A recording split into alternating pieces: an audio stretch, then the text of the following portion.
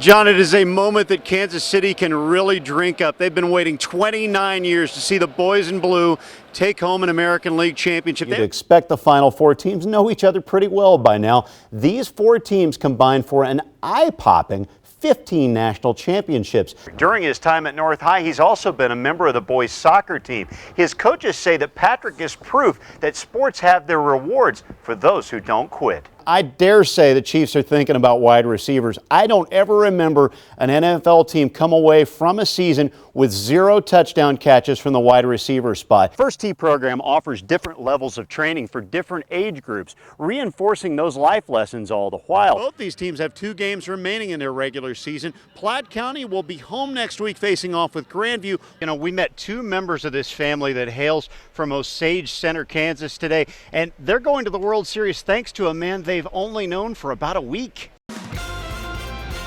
Good Friday evening, everybody. Stop biting your nails and pacing the floor. Regular season baseball opens in just 3 days for the American League champion Royals. They will play the first of 2 exhibition games against Houston tonight as the preseason winds down. Irvin Santana is not a Royal anymore. He hasn't been for a couple of years, actually, but for the next 80 games, he is not a big league player either after testing positive for a performance-enhancing substance. Major League Baseball suspends the Minnesota Twins pitcher for half the season, and it'll cost him about $6 million out of pocket. The Twins gave Santana the richest free agent contract in club history 2 years ago. So they say Texas is a football school. Good luck with that Big 12 conference. Virginia Commonwealth's Shaka Smart is now the Longhorns' head men's basketball coach. He was introduced today in Austin, bringing a run of 5 straight tickets to the big dance with him. Speaking of coaches, yeah, this one's not too bad. Kentucky's John Calipari, the Associated Press Coach of the Year, having received that honor today at the Final Four in Indiana. Coach Cal has kept #1 UK in the top spot all season long, running Big Blue's record at 38-0. Calipari, 2 wins from the game's first undefeated season in 39 years. From Big Blue to a Badger, Wisconsin's Frank Kaminsky is the AP Player of the Year. The senior, known as Frank the Tank, leads Wisconsin in scoring with over 18 points per game. His Badgers are back in the Final Four for the 2nd year straight. They will get a rematch with Kentucky. Of course, they lost to UK last year's Final Four, but they'll meet again this Saturday. Time. Willie Cauley-Stein, you just heard from there out of Olathe, Kansas, wishing him well at this weekend's Final Four. And one quick golf item, less than a week from the Masters. Tiger Woods says he will play in this year's Masters Championship. After missing most of the season with injuries, he is still chasing career number 15 as far as his major accomplishments. See you tonight during Fox 4 News at 9 o'clock. Some goals in the sports world involve higher callings. Such is the case for one Missouri Comet soccer star who's using his success to benefit sick people overseas. Fox 4 Sean McDowell with more, with a local athlete helping people internationally. In between the plays, there came a prayer. Missouri Comets forward Leo Gibson left his native Liberia 12 years ago, but his home stayed close to his heart. During the past decade, more than 4,000 Liberians have died due to the rampant spread of the Ebola virus. That's why Gibson founded Kit for Christ, a ministry designed to deliver used soccer gear to African kids in areas decimated by declining public health. We are very fortunate to be in a country where we have so much.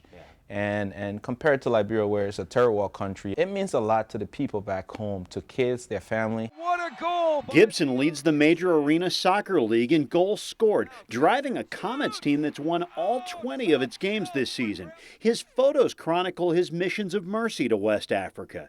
Gibson has taken families from the Kansas City metro to help him deliver contributions. Things that we consider used here are new back there. It's just a different scale of poverty there, and they really just don't have much, a lot of the things that we take for granted. Gibson says it didn't take long for his ministry to expand and include clothing and sanitary items for people in Liberia. As a soccer star, Gibson says it's his responsibility to help people in his native land as if he were their servant. My prayer for the entire continent is to see leaders who will see themselves as servants, who will provide for the people that they're there to represent. He's leading by example and helping others who can't help themselves. Sean McDowell, Fox 4 News, working for you at the Kansas City Soccer Dome. You know, the last time the Royals won a world championship, there was a legendary relief pitcher on staff attacking batters from an unusual angle. Fox 4's Sean McDowell joins us now with that story. An unusual success story he was at that. They called him the Quiz for a reason. He was tough to solve. And really, the name Dan Quisenberry has become one of those celebrated names in Royals history, Abby, mostly because of the success he had associated with those 1985 world champions. Now today, for Game 7 of this World Series, 29 years later, his daughter's back at the K and bringing precious memories along with her.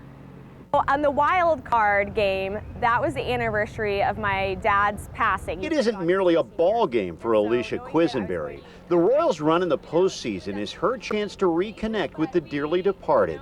And this may do it for the Royals. Fans of the 1980s era Royals hated to see games end unless Dan Quisenberry was slamming the door. The relief pitcher known as Quiz saved 244 games, most of which came in a Royals uniform. Q was part of the pitching staff that led the Royals to their only world championship in a 29-year period. This was my mom's shirt from 1985. Alicia never stopped cheering for the boys in blue, even after her dad lost his battle with cancer in 1998. I feel like I really think about my dad. I feel like he's closer than he has been in a long time, just because I can picture him out there on the mound when Holland's pitching. To Motley for the title. Alicia was in kindergarten in 1985 and doesn't remember much about the games from the '85 World Series, when the Royals closed out St. Louis in 7. I remember his great smile, his big red mustache, and his bear hugs. He was just the greatest dad you could ask for. She would say that her dad would say that if they lost the postseason games, he'd be home earlier, and if they won them, then he'd be gone more. And so she would say, "Lose, Daddy, lose." I love that. That's such a kid response. And now Alicia says she's been at several games during the Royals' world title chase. She says it's a means of honoring her dad by coming back to the place he loved the most. He would be incredibly excited for all of these 2014 players. He would think they're amazing and that this is a magical time. Yep. Now, earlier today, Alicia told me that she believes in numbers. Today was the 29th, 29 years since the Royals had won a world championship. And after all, Dan Quisenberry, the great Royals reliever, wore jersey number 29. Unfortunately, now 30 is the key. It's been 30 years now since the Royals will have won a world championship, Abby.